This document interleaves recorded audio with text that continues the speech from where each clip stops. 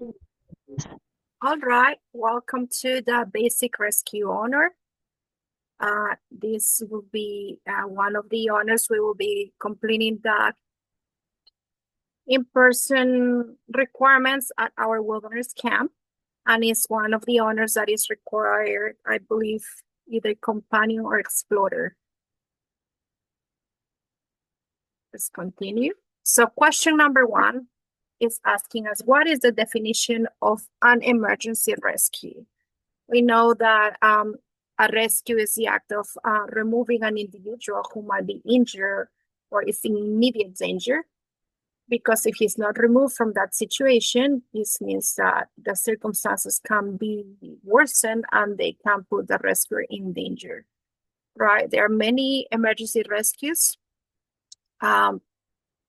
with a lot of hazardous circumstances that require specialized personnel to come to save the person's life. There are several scenarios when the person understands that if they are not removed quickly, they will lose their lives. So there are a lot of technical terms that we can use, but pretty much at the end of the day, the essence is that we need to remove that individual from immediate danger, right? For instance, a cat who is up on a tree,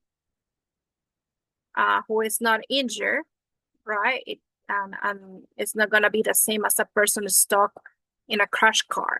You cannot compare the level of immediateness and the severity between the two scenarios, right? So one of them requires an emergency rescue. The other one, maybe the cat later comes down on its own, which actually happens a lot of times when they call the firefighters and the firefighter goes up the tree and the cat jumps, because all along the cat could come down on its own. But the person, we run the risk of the loss of life, and we don't want to deal with that. We have to prevent that. Okay. Number 2, show how to safely rescue a person from the following circumstances. The first one will be being in contact with a live electric wire. Being in contact with an electric wire requires us not to touch the individual. The individual is still conducting electricity, right? We need to prevent us from touching that person and also getting electrocuted. So we need to use a dry wooden or non-conductive long pole to separate the live electric wire from the injured individual. And one of the reasons is because usually when these things happen, let's say the person is holding a cable, they usually tend to clench their hands and they don't let go. Sometimes it's stuck in their hands, so this is why. Or sometimes, a lot of times in the body, it captures some electricity that is still there, being conducted to whatever touches the individual. So we have to look for that. Remember that when we're providing assistance, when we're rescuing someone, the first step is for us not to be in danger. If rescuing somebody, and we learned this in first aid, if rescuing somebody is going to put us in danger, if we're not safe, then that might lead only to 2 people being rescued, right? So we need to assess the situation. Once we separate the person from the source of power, we make sure not conducting more electricity, then we can begin first aid assessment. Letter B, its second scenario is a room filled with fumes or a smoke. When we have fumes, all these things tend to go up to the ceiling, all these vapors, all these chemicals. Also, hot air tends to go up to the ceiling. So based on that knowledge, we know that we need to stay low, cover our nose and mouth with wet or dry clothes, and avoid smoke inhalation, right? So just remember, hot air rises. So you want to keep down. You want to stay down next to the floor. You need to go crawling and avoid breathing that air. All right. So then once we have removed the victim from the area of danger, we begin first aid assessment. We're not going to cover the first aid assessment because that's another honor on its own. And if you already took that training, you have seen the videos, you have seen how to put a person in recovery position, how to make sure that somebody's assisting and somebody else is calling 911. So for those who haven't, we will be having our training very soon at the end of this month, okay? The next one is clothes on fire, right? Who remembers what we say, the terms that we teach the kids? Who wants to say them? It's 3 words. Stop, drop, and roll. Stop, drop, and roll. Exactly.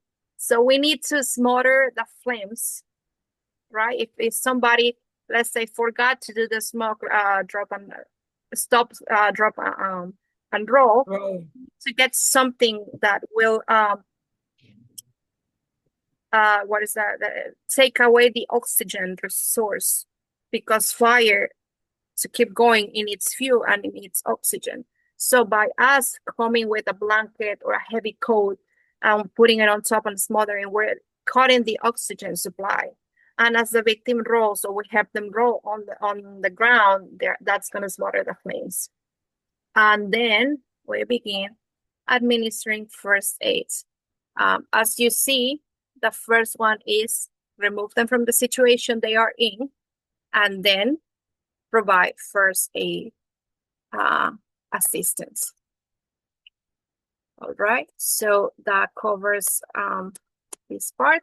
Let's keep seeing the next scenario. Drowning using a non-swimming rescue. Okay, so using a non-swimming rescue, we don't need to go on the water to do this. In this scenario, we throw a flotation device that is going to be tied up to, let's say we're using a hook or an oar, something that we can toss that is going to be floated and can be retrievable for the victim to grasp, right? Ideally, we have, if we're in a vessel or something, we could use a rope. They already have things that we can tie up and pull the victim to safety. If possible, we need to avoid direct contact with the victim until out of the drowning situation to avoid being pulled out by the victim. When a victim is drowning, the victim is not being rational. It's not thinking. It's on survival mode. And when you're on survival mode, you just want to make sure you're safe. And many times, people who are drowning will drown the rescuers. A lot of times, this is a situation. This is why, if you don't have experience or training and you go rescue a person, the person is desperate, might hold on to you, try to get some impulse by drowning you and get to the surface. So this is why it's important to, if possible, have this distance, right? Not get too close to them. Once the victim is pulled to safety, you begin first aid and be aware of risk of shock of hypothermia. Now, just because it's summer doesn't mean a victim cannot have hypothermia, right? Let's say that person fell in around 5-6 p.m. The shock of all the activity that person has suffered, all the trauma, can send them down on hypothermia. You could be in the mid of summer and the person still could have hypothermia. So you have to check for those ones. Right, we continue now with question number 3. This overlap. Show 3 ways of attracting and communicating with rescue aircraft. There will be times when the emergency you're facing needs for the person to be removed by this means. And then you can do signal fires, right, to get in touch with them. You can do the signal fires for groups of 3 fires. You put 3 fires, or let's say 3 piles are generic sign of asking for help. Add green branches and leaves in daylight to increase the smoke. Green branches, green leaves tend to be very smoky. They don't become ash very fast, unlike dry wood. So that's going to take longer to burn, and it's going to produce a lot of smoke. That makes it visible. And this is only if you're during that day. Now, if you're at night, you want to keep burning those fires and make them very bright so they can be visible from the air. And that way you can be seen. right? The second is you can build a large signal. Let's say how you spell an SOS, right? Or you spell the word help. And you can use sticks, you can use rocks, you can use branches, footprints, whatever is at hand of the environment you're at, that is going to create contrast, right? If you're, let's say, in a parking lot that is made out of pavement, that's concrete, and you put gray rocks on top of that from up above, might not be visible. So you want to put something that is going to be visible, something that a color that is going to outstand from the background where you're putting it on. All right, then you have the last one, which is to use a mirror. You can use a mirror to reflect. You want to sight through the hole, reflecting the mirror spot onto other outstretched hand or other nearby objects. So you want to make that reflection of the mirror bounce onto something. You tilt the mirror slowly towards the object you're signaling, right? So recap, you build 3 piles of fire. You spell out a sign with the things that are around you, or you use a mirror to try to get to a closer place where you can be visible, right? Number 4, know 6 indications for the need of an immediate rescue. How can we know when a rescue is needed ASAP? Because sometimes it might not look like a serious situation, and other times it might be a case where later on, the more that we wait, evacuation becomes impossible. As I mentioned in the case in our devotional, there was a window. There's always a window when it's safe to evacuate.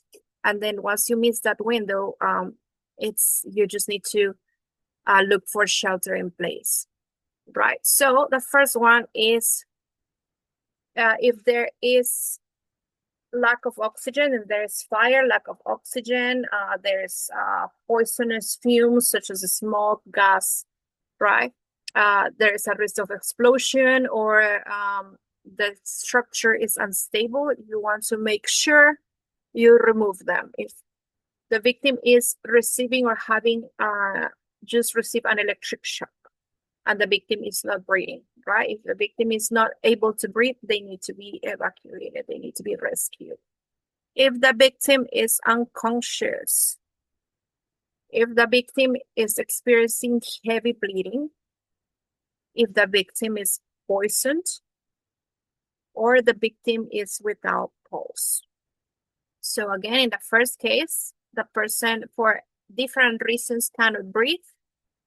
The second is if the breathing has stopped, right? If the victim is unconscious, if there is blood that cannot be stopped, or they have inhaled toxic substances, chemical substances, or there's no pulse. 5, know 6 procedures to follow before moving a victim from a life-threatening situation. So before we move them, we should know these things. Number 1, we need to assess the situation. If it's necessary to move the victim, or it can stay there. There are some cases where you shouldn't move the victim because moving the victim will cause more danger, right? Or you might be in a situation, in an environment that is dangerous, and it's just better to stay there than to move. Then when you need to get to another victim, with a more serious problem, and when movement is necessary to give proper care. So if you have several victims, you might need to assess when to move to the next person, right? If it needs to be evacuated or not. There's this window here. All right, when movement is necessary to give proper care, because let's say there's heavy bleeding and you need to stop the bleeding, then you need to move the person immediately to reach out to the source that is producing the heavy bleeding. The second is to assess the victim. You can move the victim without causing further harm, or are you moving them gonna cause more harm? I don't know if many of you were at Camp Re this year, but we have one pathfinder that broke his leg, right, in the auditorium on the closing program. He was running and suddenly he fell. So when he fell, he didn't move. We stayed there. Evelyn was there to assisting. We stayed there. We didn't. People came running to him, and they kept him on the same place. They didn't try to come and pick him up and move him because they knew they need to call the paramedics and the ambulance. And he stayed there until assistance got there to take him to the hospital, right? So we need to assess that. This is in this website for the club they have that they had another thing that says, do I lack the strength to rescue you, right? In the case if the person giving the assistance is a pathfinder, is the pathfinder able to move an adult, right? If the adult is, let's say, a little heavy, a heavy build, or like we say, is it thick bone? You know what I mean?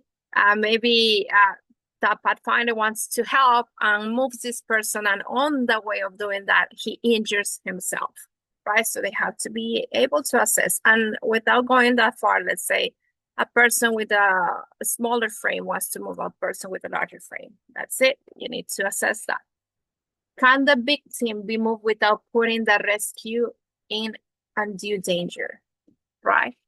As we mentioned in the case of a drowning, where the person is desperate and is not thinking clearly, right? There are other scenarios where the person is in pain and is just is in survival mode, and it can be aggressive, it can be attacking people. So you have to address, is this one of the situations where if I get to touch the person, I could be in danger? We need to assess safety. Can the victim be moved without putting the rescuer and in due danger? Right. We kind of covered already this in the previous one, but there are other situations where, let's say, we are along the road, right? Moving near the person, let's say a car driving past, and you want to get to that person to move them. But in doing so, you're also putting yourself in danger because you're stepping into a situation where another car can come and run you over. And this has happened several times, actually, when even a police car gets run by a car, or a person picking up what is it called, the truck that comes to pull the car when it kind of move more. If it comes to get the car, and sometimes they get off the car on the highway, another car comes and hits them because they don't see them. So situations where you don't want to be in that environment, or you want to minimize the amount of time when you are out there.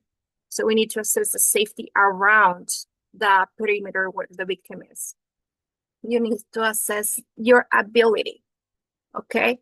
Again, can you move the victim? Are you capable? Do you have the training to do so, right?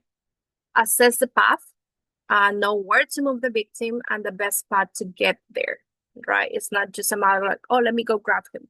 Yes, but maybe you take him to the longest route, or you take them to a bumpy path that is just only causing the victim pain, or is there a more efficient way to move him, right? So you want to see what is the shortest, safest, smooth path to take them. And you need to brief assistance, right? Have a clear plan and make sure all are equally aware of the plan. So let's say 3 people run to rescue somebody. You need to say, okay, this is what we're gonna do.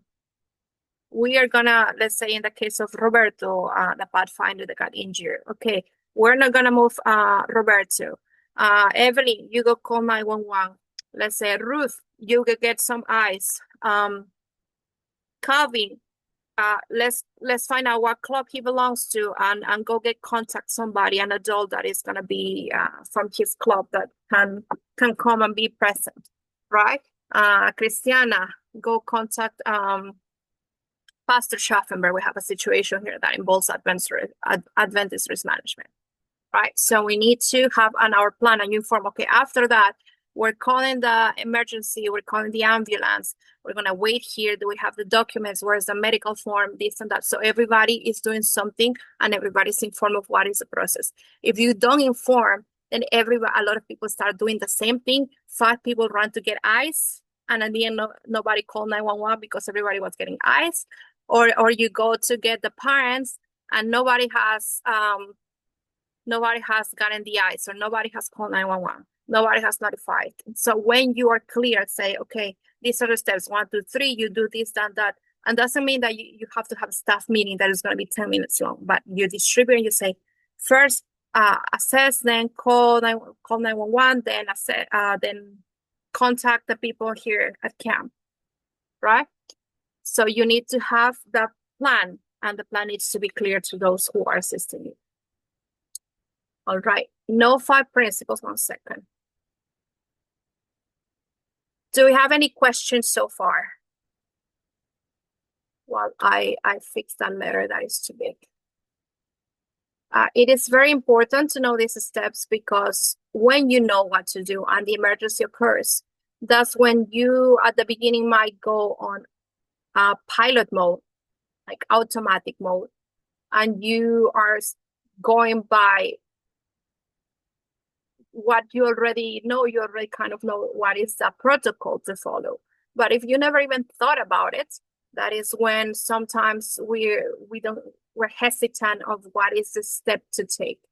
And emergencies don't wait. If there's something that we know, is that emergencies don't wait, and we want to prepare. So this is why we have a saying: it's better to be prepared right ahead and than to be sorry later. So let me see. Okay, I made it better now. Let's keep going. So question number 6. Everybody sees my screen? Know 5 principles involved in moving a victim from a life-threatening situation. First, you need to use your legs, not your back, to lift and support. You don't want to injure your back, get a herniated disc because you are assisting somebody, right? So you need to use the strength from your legs. Then you need to bend at knees and hips. Don't twist your body. When you go to the gym, I don't know if you guys have seen these videos that in order to avoid injuries when you're carrying weight or when you're lifting something like weights because you're at the gym working out, you need to have a specific position where you're bending your knees a little bit to avoid straining your back. So this is what it is referring to. You need to bend your knees and hips instead of putting all the strength on your back. And don't twist your body, because if you twist your body when you're bending your knees, you're pulling, you're hurting your spine. You don't want that.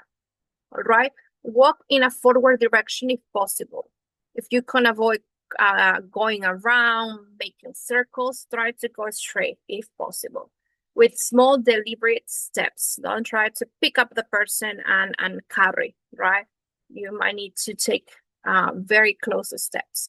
Avoid bending or twisting twisting the victim with suspected head or neck injuries. You know, when you have had a concussion, you don't want to be moving the person around. So as minimum movement. Remember that one of the things that EMS do when they come to the place and somebody has been injured is to put a neck collar, right? Because they want to keep the head stable, not moving. So you might not have a neck collar, but try to avoid too much movement on the hip. Do not move someone who is too large to move comfortably. Okay? Not move someone too large to move comfortably. All right, let's go with number 7.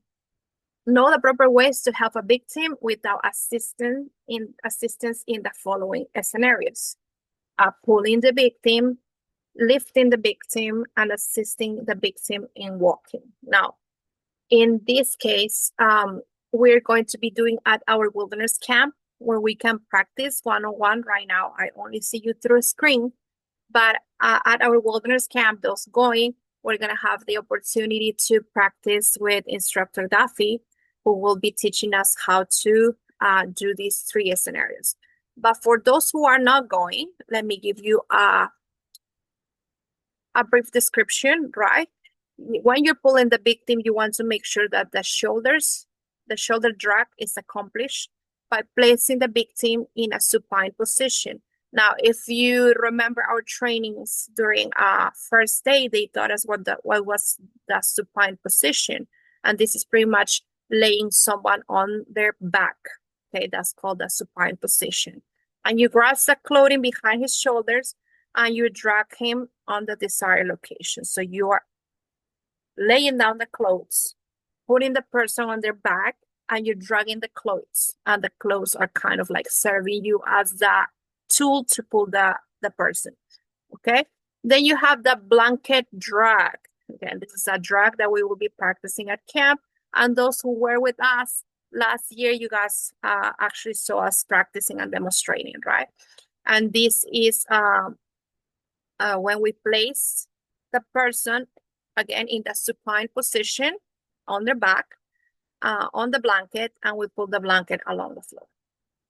We always pull the person's head first. We don't start from the legs. We want to pull them from the direction of the head, with the shoulders slightly raised so that the head will not bump against the floor. We don't want to cause more injuries as we help. Sometimes when help is executed in a neglectful way, can cause more injuries than if we leave the person there. All right. Now, when we're lifting the victim, we want to we can do the fireman's carry. Plenty of videos when we do the fireman's carry. I'm going to show you one second, because I know you guys saw when we were at camp, but some of you are not going to camp right now. So, Ruth, yes.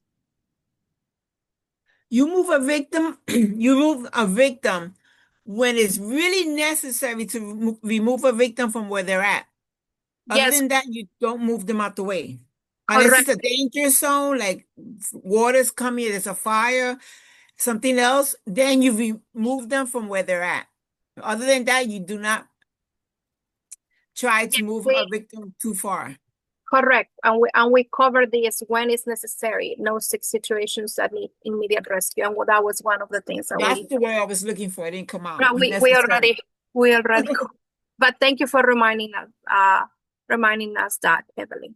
So let me show you the farmer's carry. I'm gonna take out the volume, and this is pretty much how you can perform it. Hold on, is everybody seeing my screen? The video? Yeah. Okay, I'm gonna put it from the beginning. You see, the legs, bend the knees, wrap them around your shoulders, and carry them around. You make a loop with the person's arm. We're gonna put it. You make a loop with the person's arm so it doesn't fall from behind you, right? Now it would be very catastrophic, and it would beat the purpose if, let's say, right there when he leaves the girl, he lets go of the arm and the girl just falls behind, because that could cause more injury. Now, when you take first aid, as Evelyn mentioned, we are recommended not to move the person, right? But this is basic rescue, and we're contemplating to be in a situation where we need to evacuate. So let's say in the case of floating, as the story that I was mentioning from Texas, right?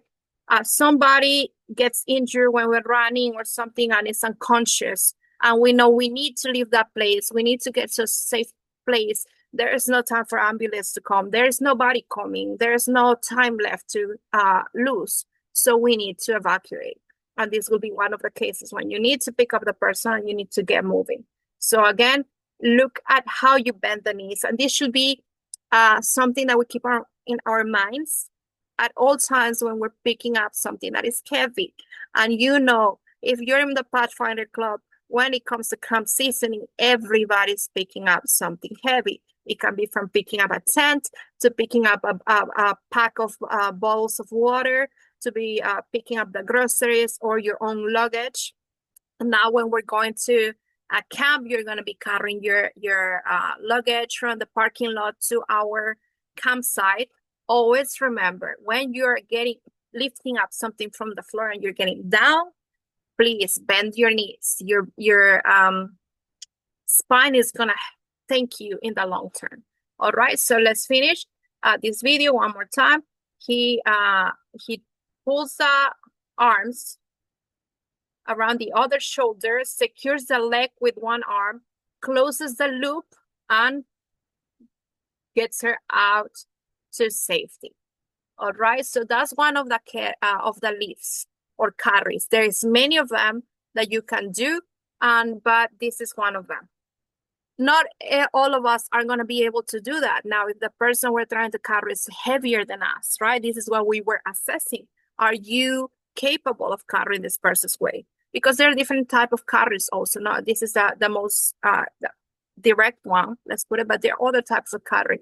Maybe you cannot do this one, but you have to do the carry them in a blanket, like we were sure the blanket drag, right? You need to do the blanket drag. So because the person is heavy. All right, so let's keep going. We were in, lifting the victim and assisting a victim in walking, right? Let's say the person is conscious. So you can assist them in walking.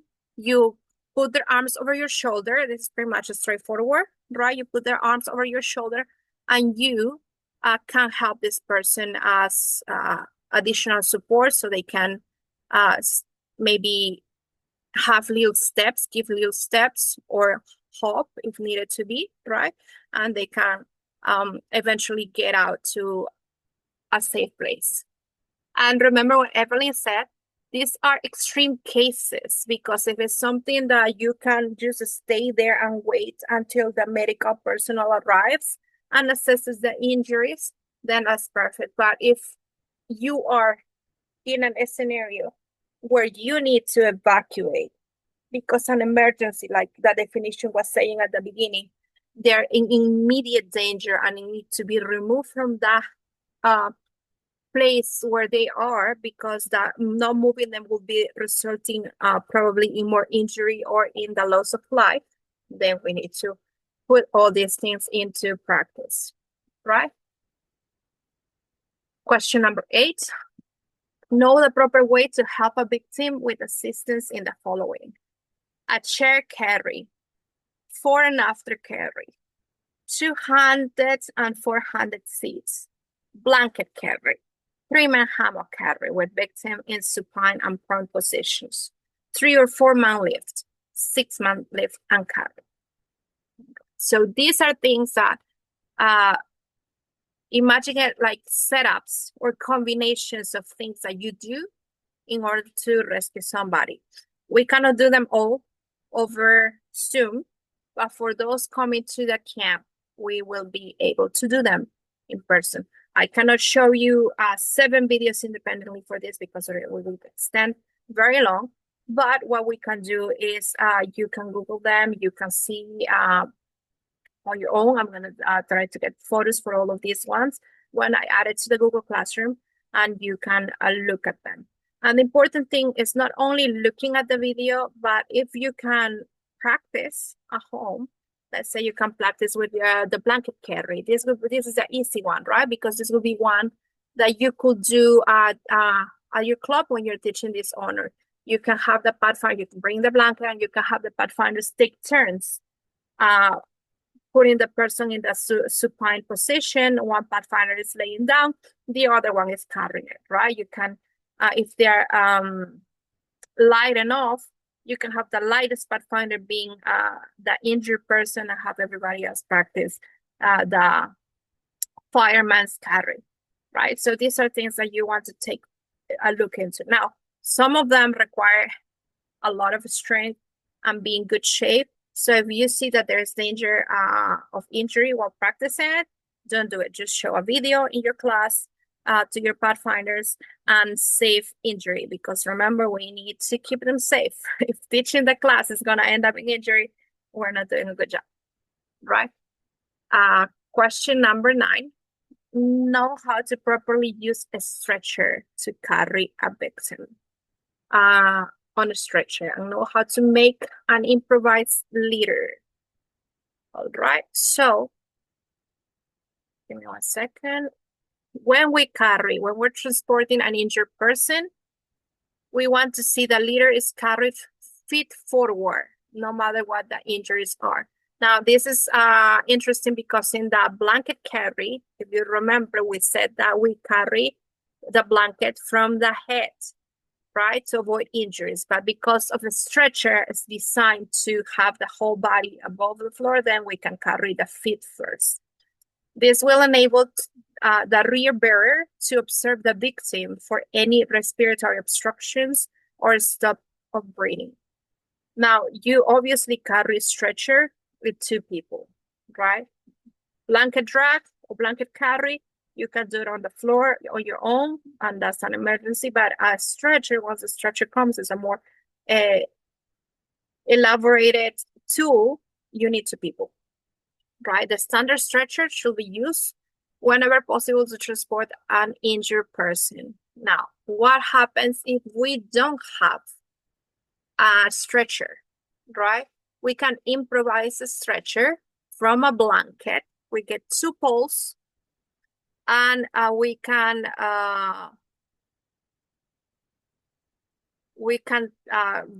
grab the edges of the blanket around the poles, or whatever thick stick you got. We secure it, right? If we have some type of rope, something that we could use to tie it up and secure it. Also, if we can pad it up with something, we can throw some clothes around it to make it more, create some type of cushioning for them. It will be helpful, right? You can improvise also from a strong cloth, like a rug, a blanket, a sheath, a mattress cover, right? You can put, maybe if the situation is too difficult, you're out there and you don't have a lot of things, you can put 2 coats. You ask the people from your club, okay, we got somebody injured, get me your coats. We're gonna tie them up along the poles that we're gonna get from the trees around here, and we're gonna improvise a stretcher with coats, right? So let me see if I can get to show you the photo that I have here.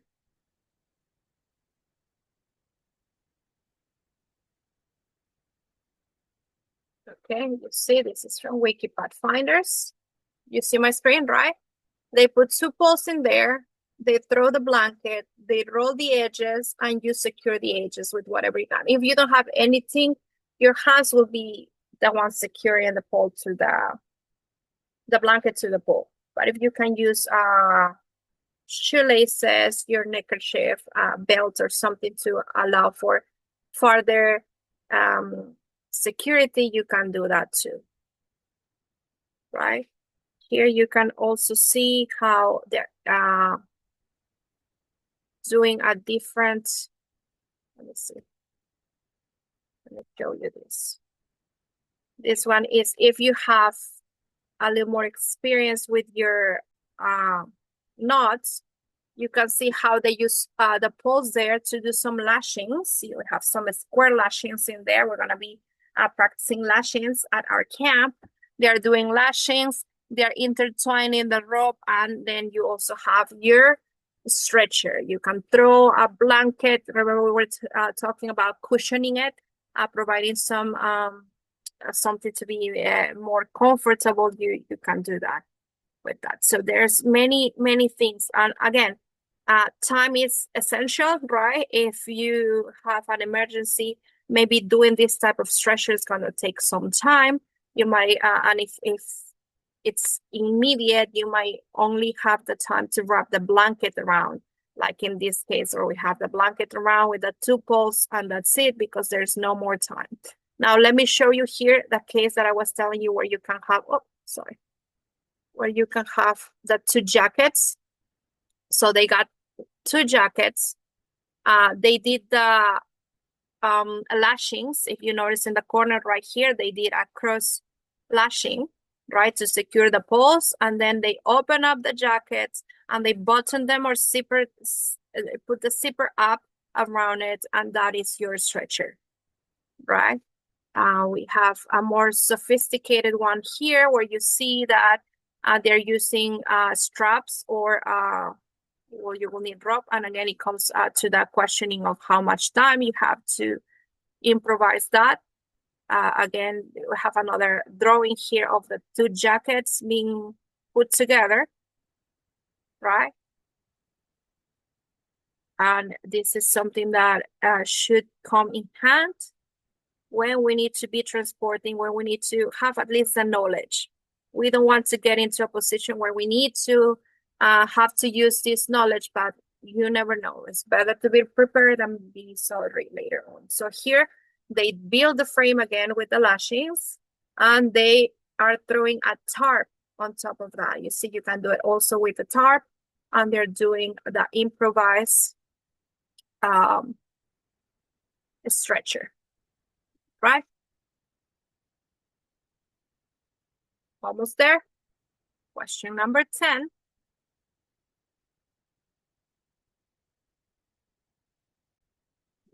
Know how to properly use ropes and knots as follows.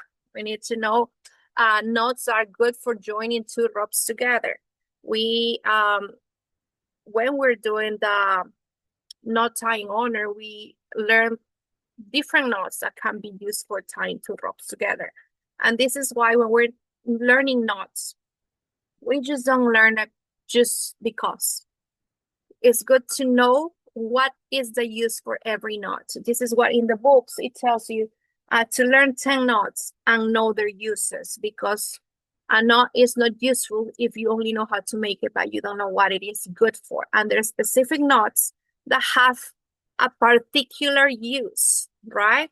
We have the sheet band that is used to tie 2 ropes. And this is something that we can, again, practice once more when we are at camp, for those coming to camp, and for those, for those who will not be going, it's okay. We will have our knot tying session in person, and we will be able to do that. So here you can see this is the sheet band who connects 2 ropes. It can be from the same width, but it's more effective when it's from different ropes. You can see rope number 1 is thinner, rope number 2 is thicker, and it goes around in a loop. I'm not pretending you to learn how to do this, not just from looking at the picture. I'm just showing you that this is one of them, and you can see how they're having 2 sources there. All right, that's one of them. That's not the only knot that you can use. You can use worst case scenario, you forgot all of them. You forgot all of them. The very basic knot, the square knot, is a very basic knot that has multiple uses because it's a very secure knot. You can use this, the square knot. All right, I have the square knot here. You can see it. You something that people get confused, the square knot with the granny knot, because they kind of look very similar, and they get confused on how to get the square knot, especially when we're doing the examination in the for the graduation. We're doing the examination, and they get nervous because, you know, when people are put in the spotlight, they forget everything they knew. Always remember, if you start with the right hand on top for the square knot, the second one has to remain on top. That rope that starts on top stays on top.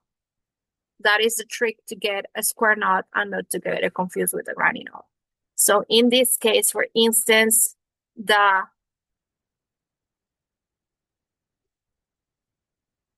blue is on top, right? The blue is coming on top. Hold on, let me see.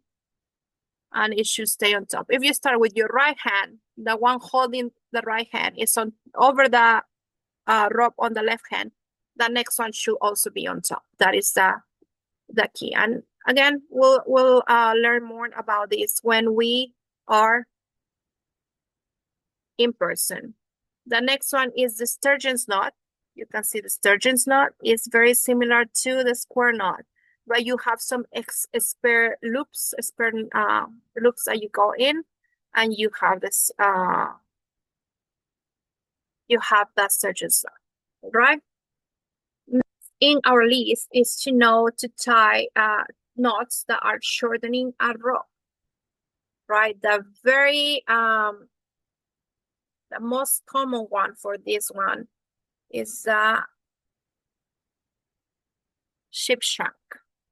All right, and in the ship shank, it's good to tie the rope because sometimes we have a rope that is very long and we don't want to cut it. You know, when a rope is longer, it's more expensive. And once you have invested your money in having a long rope, you don't want to just come and cut it like that, right? You can have a ship shank knot that is going to help you do that.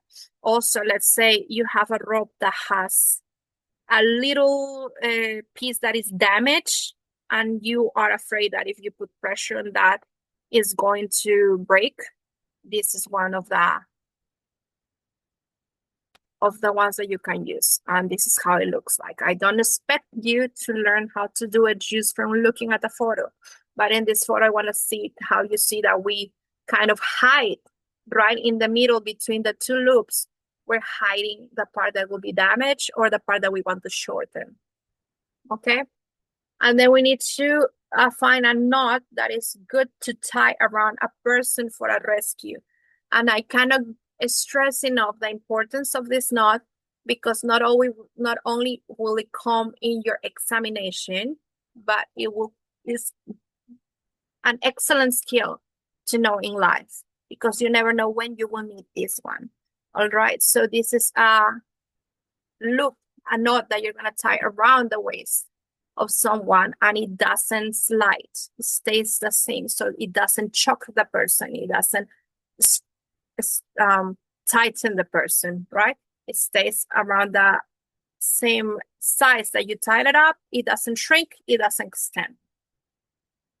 Last one, we need to coil. We need to coil and accurately throw a light and a heavy 50-foot rope. Okay, so if we want to do this, we need to separate. Hold on. If we want to do this, we need to separate two ropes into equal sizes. And it's difficult to explain this in person, over and explain it. So we are going to do this in person to know how to coil this rope. All right, coil and accurately throw a light and a heavy 50-foot rope. And we are going to keep going. I think this was our last question. We have one more. What steps should be taken before reporting a lost person? Right, let's say hiking. I'm going to put my screen because I'm not showing anything right now. We need to make sure that if we think that somebody is lost, we want to make sure that that person is really lost. There is nothing worse than having a false alert, right? That calling let's say we're going camping, calling the park rangers, and the park rangers need to call the, I don't know, the Coast Guard or the police in that county, right? And then it turns out that the person just was distracted and ran, I don't know, chasing a butterfly. So we want to make sure that that individual is truly missing and not just wandering around distracted and is safe, right? We don't want to use the resources that could be needed for an actual emergency with a fake report, right? What information will be needed when reporting a lost person? Well, we need to give them the name, age, sex, description, last known location, at what time did they go missing, expected time of return. I say, how do you know he's missing? Oh, because he was supposed to be here at 5 p.m. and it's already 7, right? Vehicle, clothes, photographs, nicknames, distinguishing scars or marks. All right, how is the search for a lost person conducted in a wilderness area? Usually conducted with a team, possible with dogs, helicopters, right? You have a pattern search where people actually put in a map, they document the areas, the quadrants that they're already looking for, right? They have sentries posted on roads and paths out of the area, sometimes multiple waves of searchers to avoid overlooking something. A lot of times, as I mentioned, you have the police or special rescuers marking in a map and assigning a group of people to go to a specific part. And once they cover that area, they're marked and they mark it and they continue to the next one. Now, something that I wanted to add to this is that in a case of a minor, if a person disappears, goes missing, and I'm not necessarily talking in terms of a wilderness area, but regular area, it's slightly different, right? We don't have to wait 48 hours. We need to be more proactive because an Amber Alert will be given. If it's within, let's say you went with your club to a water park and the person is missing, a kid goes missing, you're not gonna be spending a lot of time trying to figure out if the person's coming back. You need to report it because an Amber Alert can be given at that time. All right. Now in the wilderness area, it's a little different because you won't actually need to bring people to help you cover and search. All right. And that covers it. We have 2 minutes for questions because we will be starting our wilderness camp planning meeting with those who are going. So do we have any questions?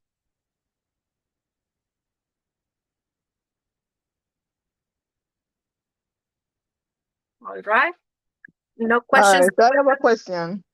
Okay, I came in like about the ending of question 7. What honor is it that you have just that you were just discussing? the honor. Mm-hmm. Basic. Yes. I didn't get it. Basic rescue. Okay. And this will be posted in Google Classroom. Correct. Okay, thank you. Okay, no problem. Any other question? Okay. Very well now. I appreciate those who were present. I will let you know that the group who is going to the wilderness camp will be putting into practice all the camping skills 1 through 4 practical requirements, right? All those questions that started with demonstrate, do one of the following, build one of those things, show these things. All those questions require you to do something. So all those things we will be doing at our wilderness camp as long as our physical components for this basic rescue order, right? Thank you very much.